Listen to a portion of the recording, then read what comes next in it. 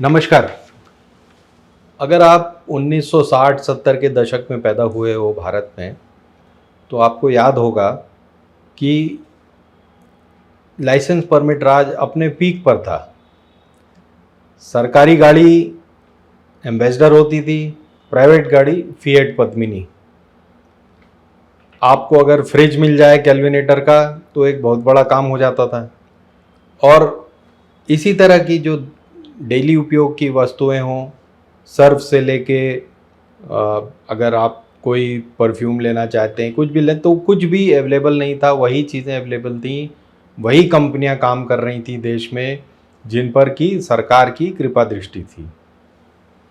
तो या तो पब्लिक सेक्टर इंडस्ट्रीज होती थी या टाटा बिरला। तो देश में कौन अमीर है? तो जी टाटा बिरला। आप क्या टाटा बिरला समझ रहे हैं अपने आप को? ये फप्ती कसी जाती थी अगर कोई ज़्यादा रईसी दिखाता था। अब ये हालात तब थे जब हमारी जो इकोनॉमिक संस्कृति और अपने देश की संस्कृति सोशलिस्ट और रूस से प्रभावित थी। उस समय यूएसएसआर था, रशिया से प्रभावित थी। हम उसी तरह से काम करते थे। हमारे सारे स्टील प्लांट टाटा का छोड़ के ये रूस की देन थे, यानी भिलाई, विशाखापट्टनम और तमाम जगहों पे जितने भी स्टील प्लांट और बड़े बड़े जितने, वो सारे पब्लिक सेक्टर के खाते में चले जाते थे।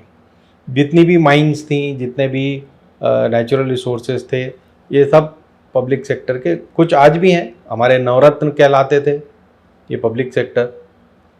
और इनमें भेल, भिलाई स्टील प्लांट और ये हैल और इस तरह की 9 कंपनियां थी। उसमें बीएसएनएल भी एक थी।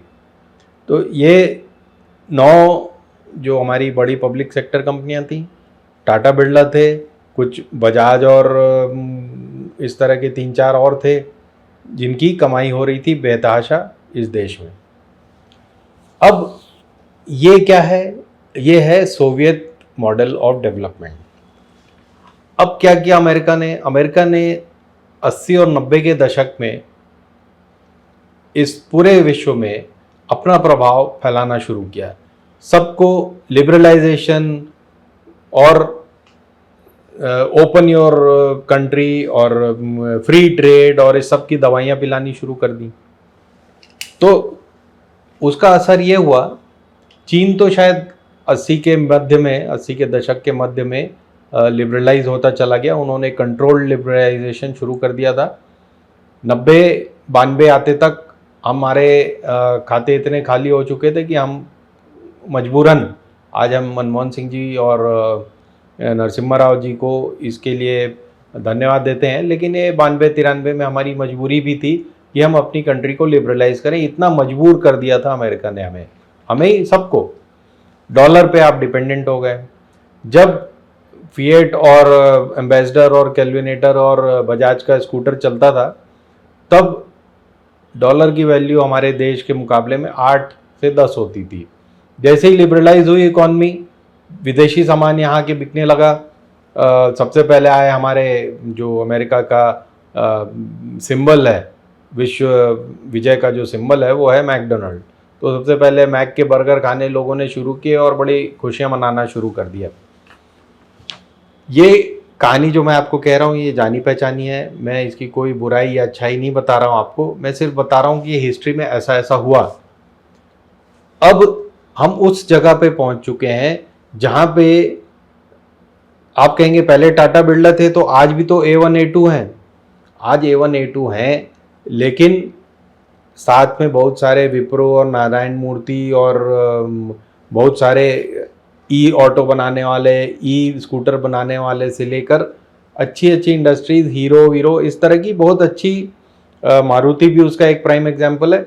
इस तरह की बहुत सारी इंडस्ट्रीज हमने डेवलप की। जहां हम चीन से पीछे हो गए वो था, उन्होंने लिबरलाइजेशन को अपनाया लेकिन इनोवेशन और मैन्युफैक्चरिंग को नहीं छोड़ा।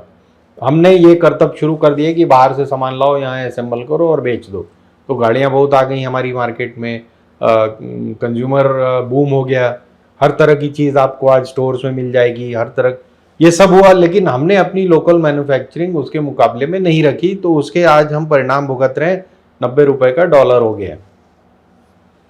खैर, ये मुद्दा ये है कि अब जो माननीय श्री ट्रंप जी हैं, जो जीत के आ गए हैं, वो अमेरिका को वापस रशियन मॉडल पर ले जा रहे हैं।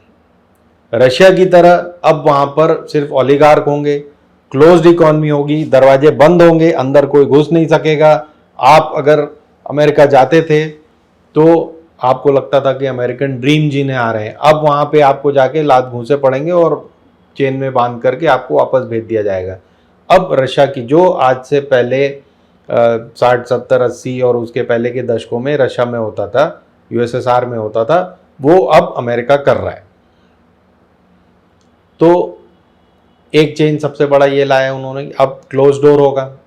एक रोनाल्ड रीगन का एक बहुत पुराना स्पीच है, उनकी आखिरी स्पीच थी एज प्रेसिडेंट, उसमें उन्होंने कहा था कि आप जब ऑस्ट्रेलिया जाते हैं तो आप ऑस्ट्रेलियन बन जाते हैं, आप जब इंडिया जाते हैं तो आपको इंडिया में अगर आप रहते हैं तो आप इंडियन कहलाते हैं, इंग्लैंड में रहते हैं तो आप इंग्लिश कहलाते हैं, यूरोप में रहते हैं तो यूरोपियन, अफ्रीका में अफ्रीकन, इस तरह के। लेकिन जब आप अमेरिका आते हैं, कहीं से भी आए विश्व में से, आप वहाँ आकर अमेरिकन हो सकते हैं, चाहे आप इटली से आए, इंडिया से आए, ऑस्ट्रेलिया से आए, आप वहाँ पर आके अमेरिकन कहलाएंगे, अमेरिकन हो जाएंगे और अमेरिकन ड्रीम जीने के हकदार हो जाएंगे। इस वजह से अमेरिका फ्री वर्ल्ड का, यानी जो नॉन रशिया वर्ल्ड था, उसका लीडर हो गया था। अब माननीय श्री ट्रंप जी ने डिसाइड किया है कि हमको ये सब कुछ नहीं चाहिए, हम तो अपनी देश को बंद रखेंगे, कुछ ओलिगार्क्स पैदा करेंगे। ओलिगार्क का मतलब होता है सुपर रिच, कुछ इंडिविजुअल्स हैं जिनको हम सुपर रिच बनाएंगे और उनसे हमारी इकॉनमी चलेगी, जैसा कि रशिया में होता था, अभी भी हो रहा है। रशिया में इमेंस नेचुरल रिसोर्सेज हैं, वहाँ पर कम है, लेकिन अब हम टैरिफ लगाएंगे, अब हम इलॉन मस्क को मौका देंगे। हमारे जो अपने मतलब जो ट्रंप के अपने लोग हैं वो बिलियंस कमाएंगे। आपने देखा होगा कि ये जिस तरह की टैरिफ का भी नाटक हुआ, उसमें कितने लोगों ने कितने बिलियन कमाए, इस पर अब जांच बैठने के अंदेशे आ चुके हैं अमेरिका से। खैर, बात इतनी सी है कि अमेरिका जा रहा है 60 और 70 के भारत के दशक में, और वहाँ पे अब क्लोज्ड इकॉनमी होगी, रशिया मॉडल पे काम होगा। अब जो हम ये फ्री मार्केट और लिबरलाइजेशन और वन वर्ल्ड की बातें कर रहे हैं यहाँ पे इंडिया में, इस पर क्या असर होगा, इसको हमें सोचना है। क्या हमारी ये मेक इन इंडिया और ये सब की थ्योरी जो है, ये क्या अब हम चीन का मुकाबला कर पाएंगे, या हम जिस तरह से कल अमेरिका और वेस्टर्न उत्पादों पर डिपेंडेंट थे, अब चीनी उत्पादों पर उतना ही डिपेंडेंट हो जाएंगे। हालांकि आज भी चीन हमारा सबसे बड़ा ट्रेडिंग पार्टनर है, लेकिन ब्रांडिंग और ट्रेडिंग हमारी अमेरिका से हमेशा अच्छी रही है। हमने उनको ज़्यादा सामान दिया है, उनके ब्रांड्स यहाँ पे अलाउ किए हैं, और ट्रेड सरप्लस है उनके साथ, चीन के साथ नहीं है। हम चीन पे डिपेंडेंट रहेंगे बहुत सारी चीज़ों के लिए, दवाइयों से लेकर औजारों तक। तो अमेरिका बनने वाला है रूस, इंडिया देख रहा है दूर खड़ा होकर, और चीन बनेगा सुपर पावर। एक सिंगल यूनिपोलर वर्ल्ड की तरफ इसी तरह हम बढ़ेंगे। रशिया का क्या होगा ये पुतिन ही जानते हैं, वो कितनी ज़मीन पर कब्जा करना चाहते हैं, क्या यूक्रेन में करना चाहते हैं, ये वही बता सकते हैं। लेकिन अमेरिकन ड्रीम इज़ डेड। अगर आपको चाइनीज़ पसंद है तो आप चाइनीज़ सीखिए, क्योंकि अगली सदी चाइना की होगी। धन्यवाद।